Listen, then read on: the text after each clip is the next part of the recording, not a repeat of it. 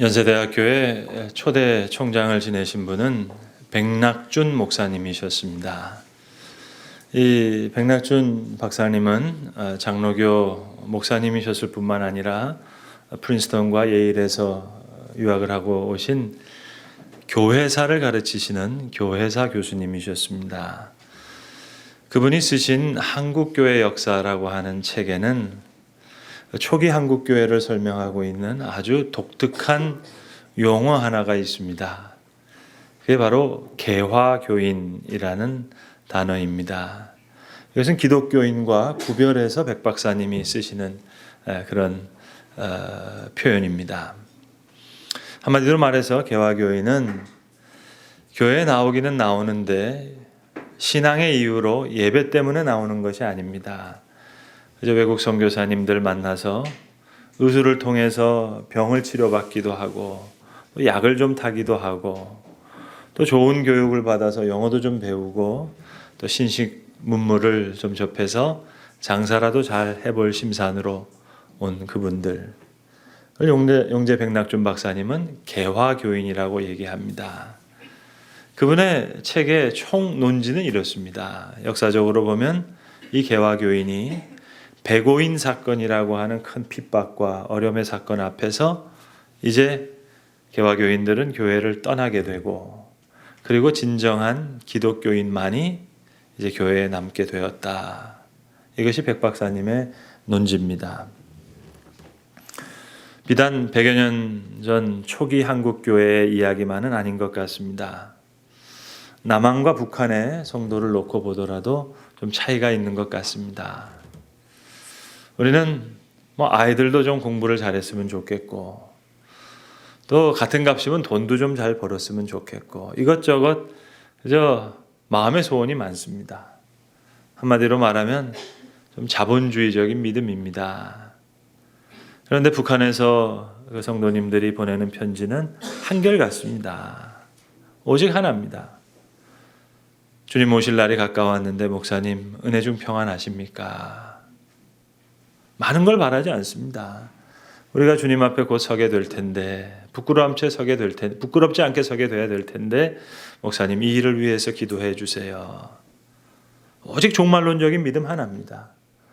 우리는 건강을 위해서 부를 위해서 성공과 명예를 위해서 많은 것을 구하고 있어요. 그러나 그들은 오직 하나입니다. 주님 오실 날이 가까웠는데 목사님 은혜 중 평안하십니까? 오늘 본문에 나오는 예수님의 제자들의 마음이 꼭 우리의 마음과 같습니다. 예수님의 십자가를 이미 경험했습니다. 또 예수님의 부활까지도 경험했습니다. 그런데도 아직 해결되지 않은 문제를 가지고 있습니다. 주께서 이스라엘 나라를 회복하심이 이때니까. 아주 끈질긴 질문이에요. 엠마오로 가던 두 제자도 그렇게 얘기하죠. 우리는 이가 우리를 구원하실 자로 알았노라. 무슨 얘기입니까? 잔뜩 기대를 가졌는데 십자가에 달려 죽었다는 거죠. 그래서 낙담했다는 겁니다. 자, 그런데 그랬던 분이 부활하셨어요. 그랬더니 오늘 제자들이 예전부터 가지고 있었던 본색을 지금 다시 드러내는 겁니다. 주께서 이스라엘 나라를 회복하심이 이때입니까? 그러니까 여러분, 예수님의 제자들도 정말 제자된 것이 십자가 사건으로도 안 된 겁니다. 부활 사건으로도 안 된 거예요. 여러분, 우리도 예수님이 우리를 위해서 십자가 지신 거 다 알죠. 다 믿죠. 부활하신 사건 다 믿고 있습니다. 그런데 십자가와 부활로도 제자들이 제자되지 못했습니다. 오직 성령의 역사 후에 저들이 진정한 제자가 됩니다. 그래서 오늘 아직까지 계속 주께서 이스라엘 나라를 회복하심이 이때입니까? 계속해서 끈질기게 묻고 있습니다. 오늘 예수님 말씀하세요. 오직 성령이 너희에게 임하시면. 예수님 성령에 대해서 많은 말씀하셨습니다. 내가 이제 너희를 위해서 아버지 앞에 가서 너희가 거할 처소를 예비하신 후에 그리고 내가 너희에게 다시 오리라. 그러니까 예수님께서 하나님 앞에 지금 우리가 거할 처소를 마련하시는 그 시간에 동시에 성령께서는 오늘 저와 여러분에게 오셔서 우리 마음에 성부와 성자와 성령이 거하실 그 초소를 만들어 가시는 겁니다. 그래서 에베소서 2장 22절은 이렇게 얘기합니다. 너희가 성령 안에서 하나님이 거하실 초소가 되기 위해서 그리스도 예수와 함께 지어져 가느니라. 그러니까 예수님이 제자들을 떠나신 것이 큰 유익이에요. 오늘 본문에는 사실 제자들이 하늘을 바라보면서 아주 망연자실해하고 있습니다. 하늘이 텅 비었어요. 그리고 땅에도 모든 문제가 해결될 것 같지 않습니다. 그런데 이것이 축복의 시간이에요. 왜요? 성령이 역사하시는 시간이니까. 하늘은 텅 비었어요. 땅도 지금 아무런 문제가 해결되지 않았어요. 그런데 여러분, 이것은 구조적으로 그렇게 되어 있습니다. 재수가 나쁜 게 아니에요. 일이 꼬인 게 아니에요. 이건 구조적으로 그래야만 해요. 성령께서 역사하시기 위해서는요. 성령께서 역사하시기 위해서 이제 예수님 떠나신 하늘은 텅 비어야 되고요. 성령께서 역사하시기 위해서는 이제 땅의 이 회복이 이루어지지 않아야 돼요. 그럼 구조적으로 논리적으로 그런 거예요.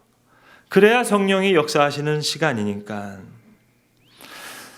여러분, 오늘 본문은 교회에서 전통적으로 그동안 어떻게 읽혀졌는고 하니 저 땅끝까지, 그러니까 저 땅끝 아프리카로 파송받는 선교사님 파송 예배 때 주로 읽었던 그런 말씀입니다.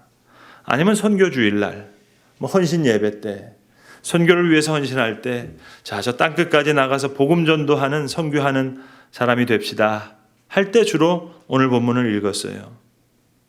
그러나 여러분, 오늘 본문을 우리가 자세히 한번 들여다봅시다.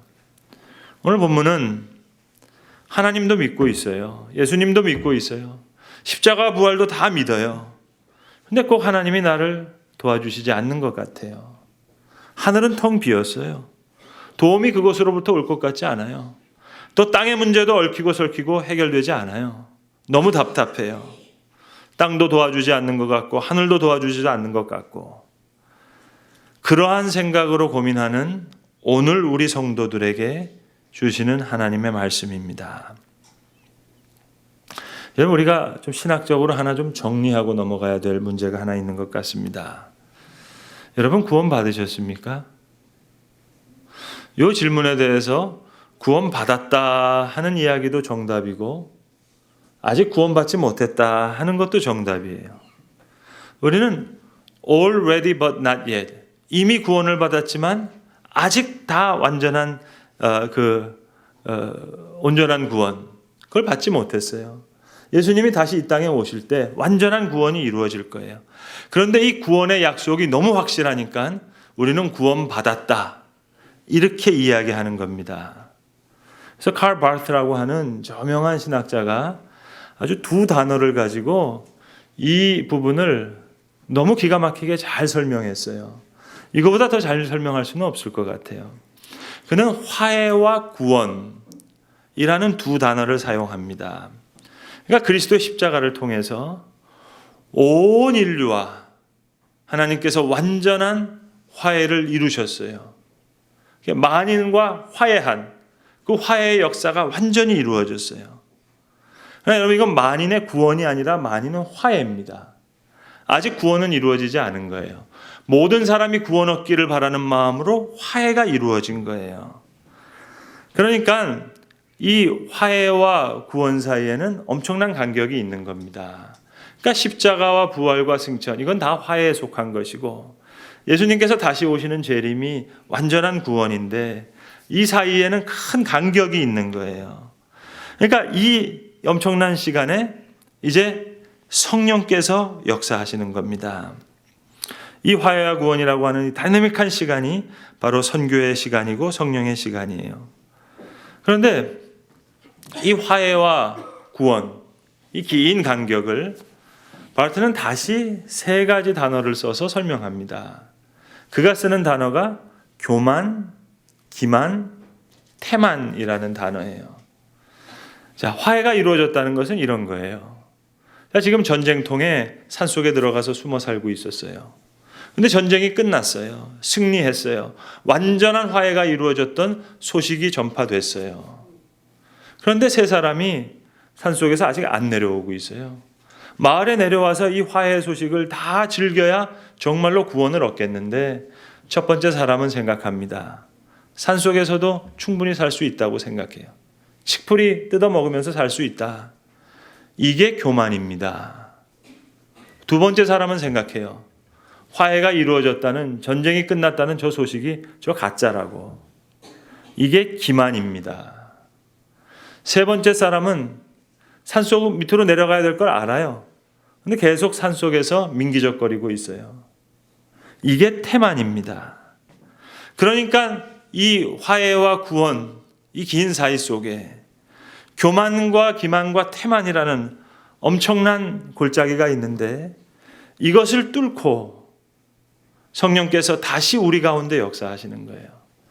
그러니까 하나님의 케노시스는 예수님이 말구 위에 오신 것, 베들레헴 말구 이것만이 케노시스가 아닙니다.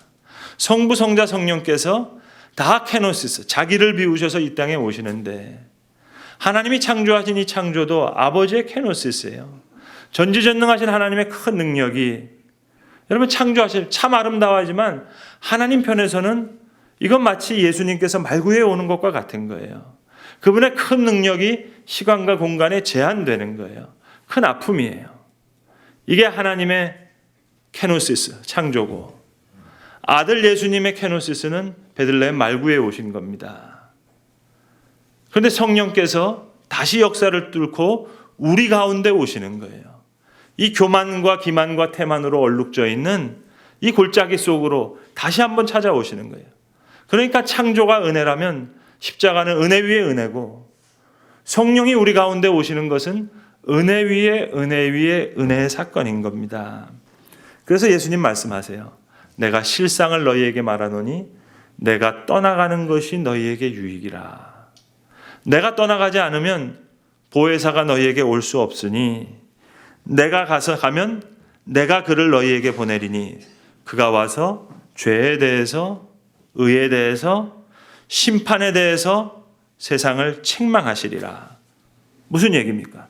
교만과 기만과 태만으로 얼룩진 그 골짜기 가운데 화해와 구원 사이의 그 간격 속에 성령께서 다시 케노시스 하셔서 우리를 도우시고 우리를 위해 수고하시고 애쓰시겠다는 겁니다. 그러니까 오늘 본문의 제자들이 그런 거예요. 하늘을 바라보니까 텅 비어 있어요. 땅은 그토록 원하던 이스라엘 나라의 회복이 이루어지지 않고 있어요. 그러나 이것이 성령이 역사하시는 그 시간의 구조적인 특징입니다. 예수님 보이지 않아요. 당연히 그럴 겁니다. 이스라엘 나라의 회복은 오지 않았어요. 당연히 그래야 됩니다. 이제 성령께서 비로소 일하실 수 있는 시간이니까. 그래서 말씀하시는 거예요. 오직 성령이 너희에게 임하시면 너희가 권능을 받고 예루살렘과 온 유대와 사마리아와 땅끝까지 이르러 내 증인이 되리라. 땅의 회복을 뒤로 하고 하늘의 증인이 되는 겁니다. 오늘 우리가 사도행전을 본문으로 읽었습니다. 우리가 사도행전을 주로 성령행전이라고 하는데 사도행전에만 성령의 이야기가 있는 게 아니에요. 복음서에도 성령의 이야기는 무궁무진합니다. 특별히 요한복음 같은 데는요. 예수님께서 친히 성령에 대한 이야기를 많이 해주셨어요. 어떻게 보면 요한복음 자체는 예수님의 성령론이라고 할 수 있어요. 특별히 요한복음 14장, 15장, 16장 전체가 다 성령론이에요. 예수님이 직접 가르쳐 주시는. 그걸 요한이 이렇게 표현하는 거예요. 그러니까 요한복음에 나오는 물과 관련된 이야기들은 다 성령과 관계된 이야기입니다. 그래서 6월절 마지막 날 예수님께서 거기 있으셔서 얘기하시죠. 6월절 마지막 날에는 전통적으로 예루살렘 사람들이 저 실로암에 가서 물을 길어가지고 제단 안에 물을 쏟아 붓습니다. 바로 그 장면 앞에서 예수님 하시는 말씀이에요. 누구든지 목마르거든 다 내게로 와서 마시라. 나를 믿는 자는 성경의 이름과 같이 그 배에서 생수의 강이 흘러나리라. 예수님이 그렇게 말씀하시는 장면을 요한은 어떻게 기록하는고 하니, 이는 그를 믿는 자가 받을 성령을 가리켜서 말씀하신 것이라. 이게 요한의 이해예요. 이게 요한이 이해한 예수님의 성령론이에요. 그래서 다시 이렇게 기록합니다. 예수께서 아직 영광을 받지 못하신 고로 성령이 아직 저희에게 계시지 아니하더라. 그러니까 그리스도의 죽으심의 목표가 성령의 오심이에요. 이게 요한이 이해한 예수 이해고 성령 이해예요. 그래서 예수님 돌아가시는 장면에 요한복음에만 나오는 독특한 증언이 있습니다. 한 군인이 창으로 옆구리를 찌르니 곧 피와 물이 나오더라.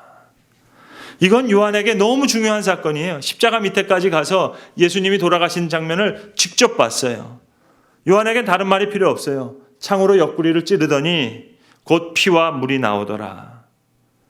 이게 예수와 성령 이해입니다.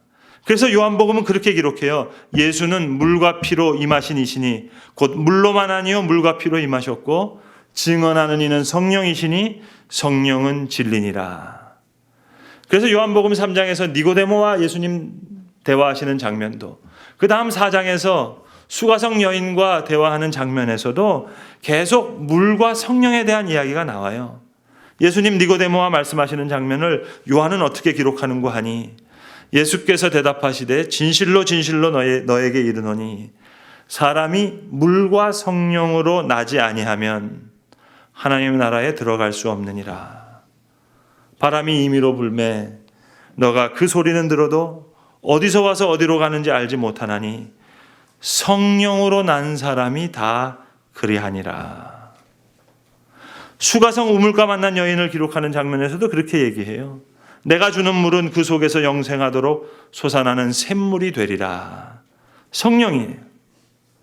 예수의 옆구리를 찌르니 곧 피와 물이 나오더라. 예수님의 죽음이 성령의 오심으로 이어지는 거예요. 그렇게 이해한 거예요. 그래서 예수는 물과 피로 임하신 이시니 곧 물로만 아니요 물과 피로 임하셨고 증언하시는 이는 성령이시니 곧 성령이 진리니라. 여러분, 오늘이 성령의 시간입니다. 삼위일체 하나님께서는 영원 전부터 영원까지 함께 일하세요. 삼위일체 하나님이시니까. 그런데 성부, 성자, 성령은 각각 전공이 있어요. 창조의 영역은 하나님 아버지의 영역이에요. 그래서 우리가 창조주 하나님 그렇게 부르는 겁니다. 십자가의 구원의 역사는 예수 그리스도의 영역이에요. 그래서 구원자 예수 그리스도라고 우리가 얘기하는 겁니다. 이제 새 창조, 새로운 창조의 역사, 이게 성령께서 점유하시는 역사예요. 그러니까 성령께서 우리로 하나님 나라의 증인이 되게 하세요. 여러분, 증인은 똑똑할 필요가 없어요. 증인은 공부 많이 한 사람이 아니에요. 학위 있는 사람이 아니에요. 능력이 있는 사람이 아니에요. 증인이 되리라. 학자가 되달라는 이야기도 아니고 선생님이 되달라는 이야기도 아니에요. 능력 있는 사람이 되달라는 이야기가 아닙니다. 덕망 있는 지도자가 되달라는 이야기가 아니에요. 성령을 받으리라. 성령의 권능이 임하면 너희가 내 증인이 되리라. 약속의 말씀입니다.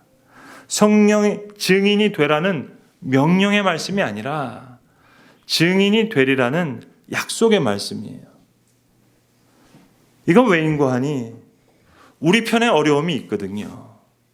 우리 편에 있는 어려움을 하나님이 모르시는 바가 아니에요. 알고 계세요. 우리 편의 어려움은 뭔고 하니 우리는 완전한 성령의 역사의 성취를 아는 사람이 아닙니다. 맛보기만 아는 거예요. 이걸 신학적인 용어로 선취와 성취라고 하는데요.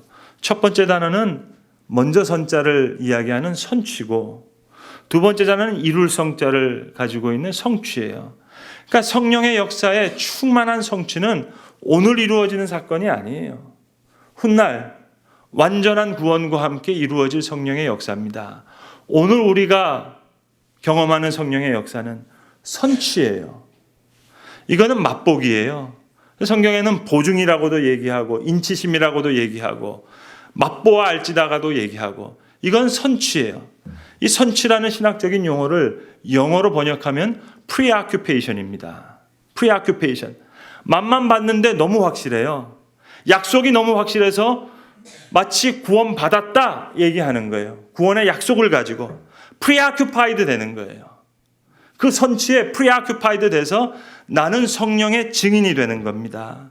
맛볼 거라는 거예요. 영원한 성취는 훗날 이루어질 거예요. 우리에게 그런 딜레마가 있어요. 그래서 하나님이 그걸 아시기 때문에 증인이 되라는 얘기가 아니라 명령을 주시는 것이 아니라 우리의 연약함을 다 아시기 때문에 너희는 성령의 증인이 되리라. 약속의 말씀을 주시는 거예요. 여러분, 증인은 그대로만 얘기하면 돼요. 힘들면 힘든 대로, 부정확하면 부정확한 대로, 불완전하면 불완전한 대로, 미완성이면 미완성인 대로. 그게 증인의 몫이에요. 판단은 법관이 하는 거예요. 내가 본 시점만 사실대로만 얘기하면 되는 거예요. 완전할 필요가 없어요. 그냥 내 몫만 하면 되는 거예요. 제가 프린스턴에 유학을 가서 설교학을 배웠는데 제 설교학을 가르쳐 주신 교수님이 아주 지금 세계적으로 제일 유명하신 설교학자입니다. 토머스 롱이라고 하는 교수님이신데요. 선생님은 훌륭한데 학생이 훌륭하지 못해서 많이 잘 배우진 못했지만 한 가지 확실한 건 하나 배웠어요. 이분이 쓰신 저서가 그 증언으로서의 설교라는 아주 유명한 그 텍스트북 같은 교과서 같은 책이 있는데 그 얘기입니다. 설교는 정답이 아니라는 거예요. 설교는 하늘에서 뚝 떨어진 말씀이 아니라는 거예요. 그 책의 첫 문장이 그렇게 시작돼요. Preaching comes from pew. 퓨는 여러분 앉아있는 회중석입니다. 하늘에서 뚝 떨어진 게 아니라 회중석부터 나온 거예요. 증언이에요. 그러니까 증인은 본대로, 들은 대로, 부분적이라도 괜찮아요. 미완성적이라도 괜찮아요. 힘들면 힘들 대로, 그냥 사실대로, 부족하면 부족한 대로, 그거를 애로사항이 있으면 애로사항이 있는 대로 증언하는 겁니다. 그게 증인의 몫이에요. 그러니까 증인은 똑똑할 필요가 없다니까요. 공부 많이 한 사람이 아니에요. 능력 많은 사람이 아니에요. 이러한 어려움을 하나님께서 아시기 때문에 너희는 증인이 되라 명령하신 게 아니라 증인이 되리라 약속의 말씀을 주신 거예요. 하나님이 우리에게 요구하시는 건 큰 능력이 아닙니다. 예루살렘을 떠나지 말고 약속하신 성령을 기다리라. 예루살렘 제자들 고향이 아닙니다. 사실 잊고 싶지 않는 곳이에요. 선생님인 예수님 십자가에 달려 돌아가신 곳이에요. 그런데 예루살렘을 떠나지 말고 약속하신 것을 기다리라. 고향으로 돌아가는 경망스러운 짓 하지 말라는 얘기입니다. 우리는 주책 없이 알겠다는 게 참 많아요. 알 바가 아닌 것을 알겠다고 합니다. 때와 시기는 너희가 알 바 아니요. 오직 성령이 너희에게 임하시면 너희가 내 증인이 되리라. 때와 시기는 하나님의 권한을 두셨으니까 위탁할 겁니다. 모르는 게 좋으니까, 아니 알려줘도 못 알아들으니까 숨겨두신 거겠죠. 아이들이 지금 달라고 땅 문서 당장 줄 수 있어요? 즉석에서 줄 수 없으니까 약속을 주시는 거예요. 실은 조급한 편은 하나님이세요. 정말 성취를 맛볼 수 있도록 귀한 그릇 되기를 원하셔서 오늘 증인으로 만들어 가시는 겁니다. 화해는 다 이루어졌는데 진정한 구원이 이루기 위해서 성령께서 오늘 우리 가운데 열심히 역사하시는 거예요. 오늘도 일하시는 거예요. 그래서 너희가 성령의 세례를 받으리라. 땅끝까지 이르러 내 증인이 되리라. 때와 시기 너의 알 바 아니라 하셨어요. 그러니 주께서 이스라엘 나라를 회복하심이 이때니까 이건 물어야 할 질문이 아닙니다. 예루살렘을 떠나지 말고 내게서 들은 바 아버지께서 약속하신 것을 기다리라. 이제 성령께 내 심령이 붙들리는 곳에서부터 회복이 시작되는 거예요. 세상 달라지는 게 아닙니다. 내가 달라지는 겁니다. 땅의 회복이 아니라 하늘의 증인이 되는 겁니다. 성도 여러분, 말씀을 마치려고 합니다. 아프리카만 땅끝이 아닙니다. 병원에서는 의사 선생님, 간호사 선생님이 선교사고요. 법원에서는 법관이 선교사고, 직장에서는 임직원들이 다 선교사입니다. 의료계나 법조계나 직장이나 다 증인이 필요한 땅끝이에요. 2016년 새해가 주어졌다고 하늘이 열리고 대박 사건이 일어나고 땅의 문제가 다 해결되는 게 아니에요. 하늘은 텅 비어 있습니다. 땅의 문제는 아직 해결되지 않았습니다. 이것이 성령이 역사하시는 시간의 특징이에요. 교만의 골이 깊어요. 기만의 골도 깊어요. 태만의 골도 깊습니다. 그런데 이것이 성령께서 역사하시는 공간의 특징이에요. 오늘 하늘을 쳐다보고 있는 제자들에게 흰옷 입은 천사들이 말했습니다. 어찌하여 너희는 하늘을 쳐다보고 있느냐? 너희 가운데에서 하늘로 올려지신 이 예수는 하늘로 가신 본 그대로 오시리라. 화해와 구원의 큰 간격 속에 오늘 우리가 살아가고 있습니다. 교만과 태만과 기만의 골짜기에서 오늘 우리가 증인으로 살아가는 가운데 이제 머지않아 완전한 구원의 자리에 서게 될 것입니다. 그래서 말씀하시는 거예요. 오직 성령이 너희에게 임하시면 너희가 권능을 받고 땅끝까지 이르러 내 증인이 되리라. 때와 시기는 하나님의 권한 아래 두셨으니 너희가 알 바 아니요. 너희는 예루살렘을 떠나지 말고 아버지께서 약속하신 것을 기다리라. 오늘 우리에게 주시는 말씀인 것입니다. 기도하겠습니다. 아버지 하나님, 2016년 새해가 시작되었습니다. 그러나 오늘 제자들이 겪었던 것처럼 하늘은 텅 비어 있고 땅의 문제는 해결되지 않았습니다. 그러나 이것이 성령이 역사하시는 시간의 특징이고 아직도 우리는 화해의 소식을 화해의 소식으로 받지 못하고 구원의 소식을 구원의 소식으로 받지 못하는 깊은 교만의 골과 또 기만의 골과 태만의 골이 있습니다. 그러나 이것이 성령의 역사하시는 공간의 특징인 줄로 아온데 주님, 때와 시기는 하나님의 권한 아래 두셨으니 너희가 알 바 아니요 말씀하셨어요. 오매 주님, 잘못된 질문들을 다 걷게 하시고 너희는 예루살렘을 떠나지 말고 내가 이른바 약속하신 것을 기다리라 하셨사오매 이렇게 성령의 증인이 되어가는 가운데 머지않아 온전한 구원의 자리에 설 수 있는 주의 사람들 되게 하시옵소서. 우리 주 예수 그리스도의 이름으로 기도합니다. 아멘.